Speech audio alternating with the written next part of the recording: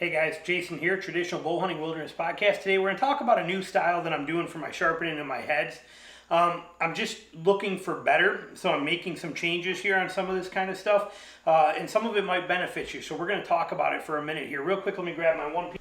Okay, sorry, forgot those pieces there. So when it's sharpening broadheads, sharpening knives, I'm getting very tired of the short stroking kind of things here that we're doing with a lot of things. And I'm also getting tired of leather. I'm getting super tired of cleaning leather, and the short length of leather and the feel of leather isn't just doing it so much for me anymore, and it's kind of bugging me. So we're going to talk about what I've been doing and changing. First of all, this leather strop that I'm using, I've been using for many years. It's been cleaned many times. I have about 10 of these. I made them a long time ago. Even put some little sticky stuff on the back so they stick and stay still. So, I mean, I've shown you these before. I've been using them forever. I've tried so many different things. This is one of the sandpaper things that I showed you about 10 years ago. Little slice in the side so I could fit the clips in there, clamps on a standard piece of automotive Walmart.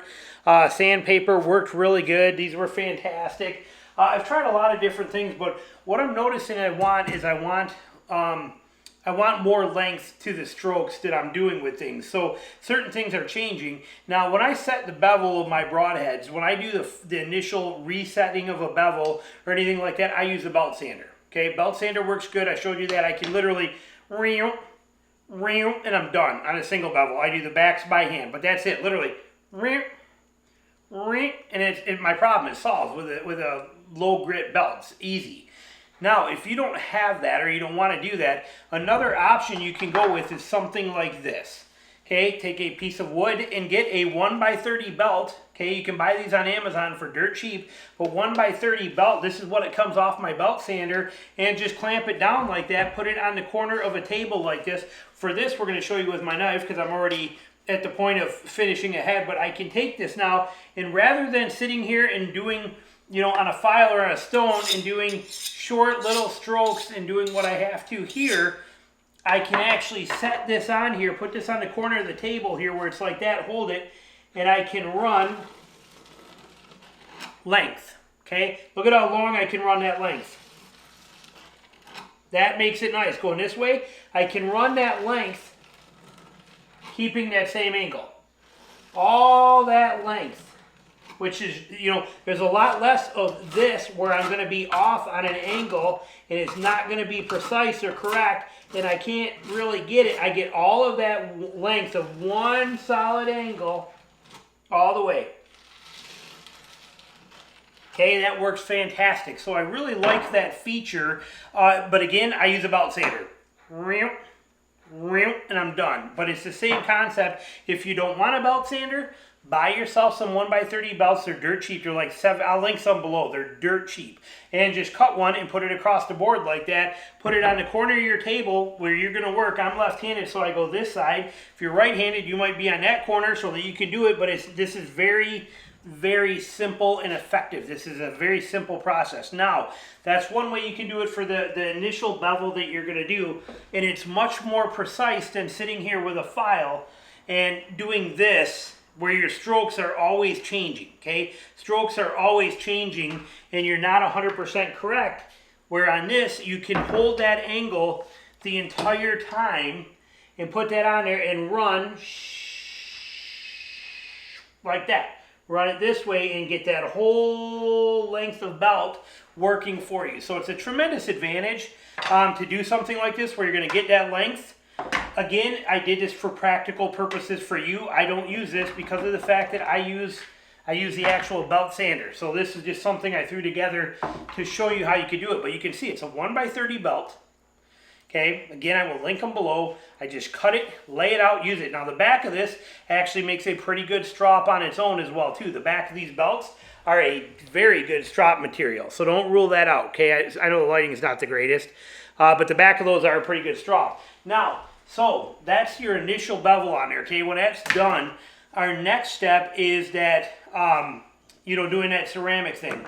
I am going to try to find, I have not yet, but I'm going to try it because I love these little ceramic rods. I'm going to see if I can find something 12, 14, 18 inches long of this where I can actually set it down and do the same concept and get that length. If I can't, that's okay, because I can still work that. All I'm doing with this is removing that wire edge and setting that fine, fine-tuned polishing here, so it's nothing crazy. So I don't mind this, doing it by hand. This is not that big of a deal. And I don't use that a lot. It's just, again, fine-tuning. Now, when it comes to stropping, where I used to take this leather, and I used to go back and forth, okay? See how short the stroke is before I got to reset, okay? Same thing going this way, I got to reset. And leather doesn't really tell me anything, okay? Leather feels the same most of the way. Leather gets dirty really easy and gunked up, and this has to be cleaned. Leather gets concaved and convexed and nicked up, and you have to resurface it. Leather is kind of a pain in the butt. Cardboard works fantastic. See what this is here? This is a Coke case, and you can see I precisely and precisionally trimmed this out exactly like I wanted. Point being, I don't care about any of that. All I'm using is this little bit of piece here, but I take this and I can lay this here. Now, I could clamp it if I want to. Again, on your table, easy to do. Take your little clamp here, put it right on there if you want, put a clamp there, and I'll hold this end. But now, watch how long of a stroke I have on it. I set the bevel here, get it perfect. I can run that all that way. So look at how long and perfect, smooth, controlled angle strokes are, and I feel it. The cardboard has feedback. Okay, I can feel that this edge is now, that burr on this side is completely gone. I can even hear it. Okay, you're not going to be able to on the camera, but I can hear and feel that bevel working. Now when I flip it to this side, listen to the difference.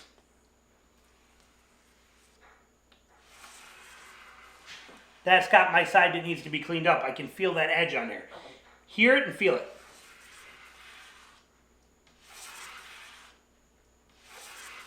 Let's go back to this side where there isn't one.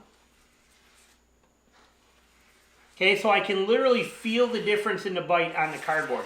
I know exactly what I'm doing.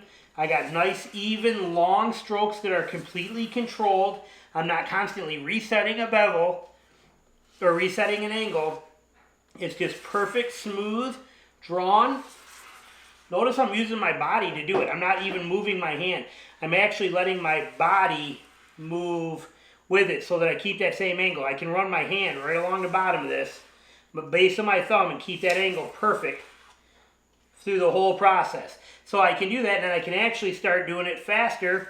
Now I'm using my front of my finger as an angle on here for once I got that set, and I can rock through these things super quick because I got all this length. So I'm doing so much more, so much faster, so much better precision. Now I'm using my thumb to set that angle. Okay, so I'm getting that precision and I'm getting that length of stroke out of this, which is tremendous. So it's a much better system and works really good. So I get that stropped in. We get this side stropped.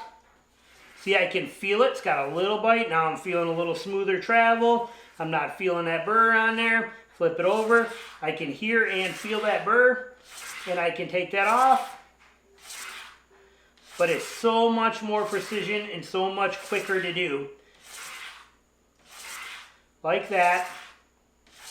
Okay, so I can keep working that, but that's wicked scary sharp already. Now we're trying to, I have not dialed in yet, and I don't have many jeans, so I'm going to have to buy a pair, but I'm going to try to figure something out that's going to let me do that with a longer piece of denim as well too. I have not dialed that in yet. Now I do have something where I could go like this with it, with this board, and slip it right on here, just like this, let it hold over, but see, it's still kind of finicky. It's not quite precise. I can clamp this, which is one thing I was doing here, clamping. We got to make sure that, because I'm left-handed, that this seam is off this.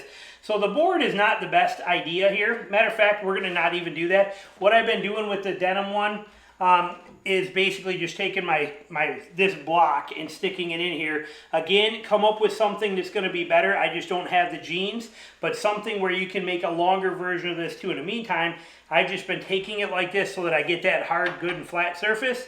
And now, with this final strap, the denim strap, I am doing it like this. But that would be so much nicer to have a piece of blue jean laid out here where I can literally run it that way and run it that way. And that's a goal that I'm going to set up. I just haven't figured out how I want to do it yet. and I got to buy another pair of jeans to do it. So it's in the works, but in the meantime, you know, this has been working better than my, you know, putting it over my knee. I like the harder surface underneath of it. I think it does a little bit better. So this is what I've been using and how I've been doing it. So we're just making little modifications to make the sharpening process quicker and easier. And it works the same whether it's a knife, a broadhead, whatever it is, but I'm finding that I'm getting them even sharper and I'm doing it much, much faster. Okay, the speed it takes me to sharpen a head is so much quicker now because I don't have to deal with all the, you know, the shorter systems and the things like that, where this here is just working flawless. You have no idea. I can't even emphasize how wicked, scary, sharp that is. I mean, we are talking unbelievable, just peeling the hair right. I mean, this thing is wicked, scary, sharp. But having that availability of that length is a tremendous asset. Okay, it gives you a lot of options. So, little version for you. Take away with it from what you want. Also modify it the way you want. Make your own system. Come up with something. But for me personally, I'm 100% convinced I'll never use a leather strop ever again in my life. Never. Cardboard is free. It works fantastic. It's a much bigger surface, and I'm much happier with the results of it. No, I don't use pasting compounds or anything like that. I don't think I need to. This is just straight up flawless. Like I said, the sandpaper belt is a great idea for those of you that don't want to buy a belt sander. Lock that down. You can even just clamp this right on your table if you wanted to. The board's nice, but clamp that down on there like that and then just work across there. I prefer to have that initial set be on something where you're up a little bit higher, and this lets you clamp it onto there and have that height and be able to work across that setup. So just some little tips for you and possibly a way to help you find a way to do some sharpening and make it a little bit quicker for you. Thanks for watching.